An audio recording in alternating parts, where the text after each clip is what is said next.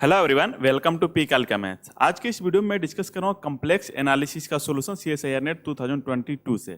ठीक है, part B का क्वेश्चन है और बहुत ही इंटरेस्टिंग क्वेश्चन है। इस क्वेश्चन को आप 10 से 15 सेकंड में सोल्व कर सकते हैं और यहाँ से अपना आप टाइम बचा सकते हैं। तो इसीलिए बोला जाता है कि जब आप थ्योरी पढ़े तो थोड़ा बेसिक्स को अच्छे से रिवाइज करें। ठीक है, यहाँ क्वेश्चन में देखिए, क्वेश्चन में क्या कह रहा है आपका, कह रहा है कि एफ कोई रेशनल फंक्शन है कम्प्लेक्स वेरिएबल जेड में और एफ कुछ इस टाइप से डिफाइंड है। ठीक है, तो यहाँ पे आपको बताना है कि जो रेडियस ऑफ कन्वर्जेंस होगा टेलर सीरीज ऑफ एफ का जेड इक्वल टू 1 के अराउंड वो कितना होगा। ठीक है, मींस कंक्लूजन ये है कि आपको रेडियस ऑफ कन्वर्जेंस बताना है एफ का अराउंड जेड इक्वल टू 1। ठीक है, तो यहाँ पे एक छोटा सा रिजल्ट लगेगा और उस रिजल्ट से हम अपने करेक्ट आंसर पे पहुंच जाएंगे। और मैं 10 से 15 सेकंड कैसे बोला, मैं आपको अभी करके दिखाता हूँ।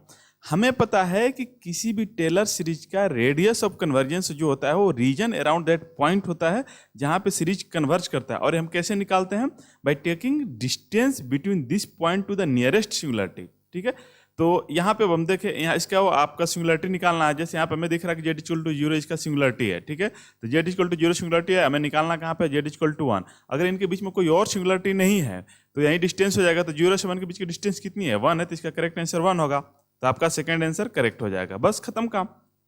ऐसे बिना पेन चलाए आप करेक्ट आंसर पे पहुंच सकते हैं, बशर्ते आपको थ्योरी पता होना चाहिए। तो चलिए मैं इसको सोल्व करके दिखाता हूं।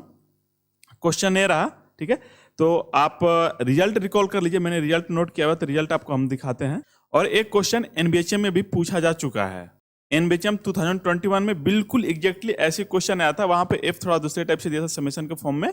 तो यही क्वेश्चन वहां भी पूछा जा चुका है। और जो मैंने अभी रिजल्ट बताया वो रिजल्ट ये देख लीजिए। रिजल्ट आपका है कि किसी भी टेलर सीरीज के लिए हम जब रेडियस ऑफ कन्वर्जेंस की बात करते हैं तो हम उस पॉइंट के अराउंड उस रीजन की बात करते हैं जहां सीरीज कन्वर्ज कर रहा हो। ठीक है, तो मेनली आपको ये रिजल्ट याद रखना है। ये रिजल्ट पता चलते ही आपका काम आसान हो जाएगा।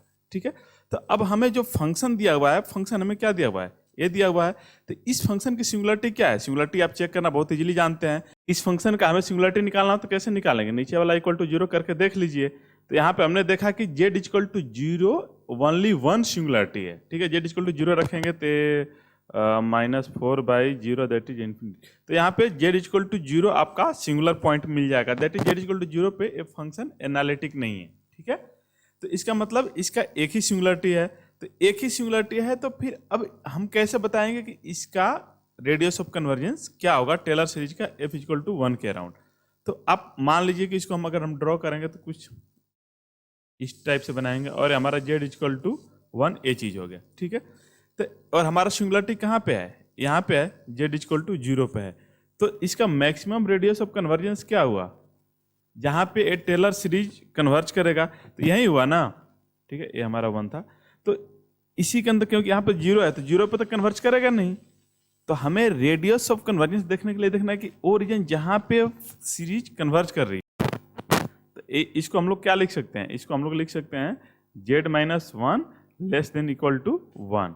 अच्छा, हम इक्वलिटी नहीं ले सकते क्योंकि इक्वलिटी लेंगे तो फिर वो 0 वाला पॉइंट आ जाएगा, तो हमें इसको एक्सक्लूड करना है। तो जो हमारा रीजन होगा वो क्या हो जाएगा, z-1 लेस देन 1। ठीक है, यही होगा, इसके अंदर ही आपका सीरीज कन्वर्ज करेगा और यही आप इसको इक्वलिटी लगाएंगे तो कन्वर्ज नहीं करेगा। सो आपको अब देखना है कि इस सिंगुलरिटी से इस पॉइंट का मैक्सिमम डिस्टेंस कितना है। ठीक है, तो यहाँ पे डिस्टेंस हो जाएगा 0 से 1 के बीच का आपका हो जाएगा 1। सो रेडियस ऑफ कन्वर्जेंस आपका 1 हो जाएगा। बिना कोई टाइम वेस्ट किए हमने डायरेक्टली करेक्ट आंसर पे पहुंच गए। ठीक है, बिना कोई मेहनत का, बस आपको एक छोटा सा रिजल्ट याद रखना था।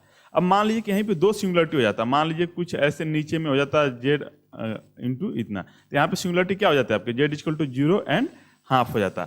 तो फिर अगर आपको इसी पॉइंट के अराउंड, अच्छा इसको आप निकालने के बाद देख लीजिए कहीं ऐसा तो नहीं कि फंक्शन उस पॉइंट पे एनालिटिक हो रहा हो। ये तो हमने डायरेक्टली स्ट्रेट फॉरवर्ड देख लिया कि नीचे वाला कहाँ कहाँ 0 हो रहा।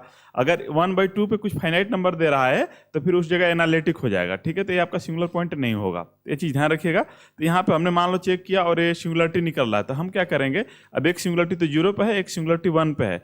तो जितने भी सिंगुलरिटी होंगे, जैसे यहाँ पे 2 सिंगुलरिटी है तो दोनों में से 1 का डिस्टेंस निकाल, जेड इक्वल टू 1 से नियरेस्ट सिंगुलरिटी कौन सी है, 1 है, तो इन दोनों के बीच का डिस्टेंस कितना हो जाएगा, 1/2 हो जाएगा। तो रेडियस ऑफ कन्वर्जेंस इस केस में आपका हाफ हो जाएगा।